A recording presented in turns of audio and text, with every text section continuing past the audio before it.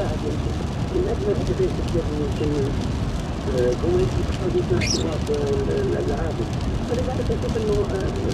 للامانه الهلال اليوم قد يكون بعيد عن الخطوره في كثير من فترات المباراه، الا في زي ما انا اتفق تماما ان الكرات اللي قد تكون ثابته اذا حصل على ضربات ركنيه، وان كان ايضا يجب يعني في الناحيه الى ان فريق النادي الساحلي يعتمد بشكل كبير على الكرات العرضيه، واغلب غالبيه اهدافه عاده ما كانت في الكرات العرضيه في هذه البطوله، وحتى في يعني في كثير من المباريات لاعب مسافي لاعبين في نظام بطاقه طويله، وهذا قد ساعد كثير في حسم المباراه، لانه تعرف ان الهلال حتى ما يكون الجنسيه هي في اللاعب مثل ما تكون صامت خاصة في المناطق الخلفية. لكن يعني الصراحة أخشى على الهلال من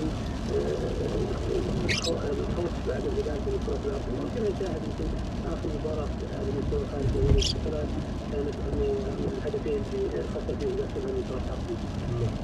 طبعا اليوم طبعا برضو نتحدث عن النجم الساحلي بشكل اخير قبل ما نختم هذا الملف الكامل. سيلعب اللقاء امام الهلال بتشكيل مكون من خالد بخارج في حراسه المرمى، وثلاثي بن عبيد بغفاص، واللاعب بن عمر العواضي، نادي ايهاب الساكني، الشيخاوي المحترف الجزائري كريم نارين. يعني حقيقة أنا جريت كذا بحث سريع قبل الحلقة، وجدت إنه حدث يعني تسجيل الأهداف لدى أو معدل تسجيل الأهداف لجيل هجوم النجم الساحلي، يوجد 4 أهداف من 3 مهاجمين، كل واحد منهم سجل 3 أهداف، إضافة إلى أحد يعني صناع اللعب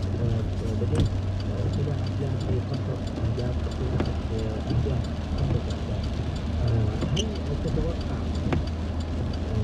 ولي حماد انه محمد الهلال اليوم راح تكون صعبه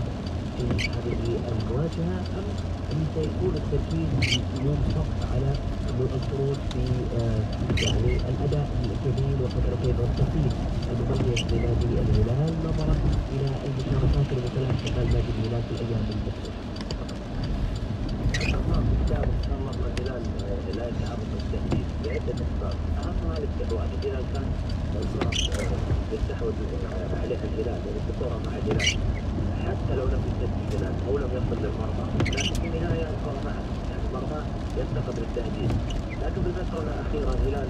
يفقد الكرة بسهولة، الكرة الثانية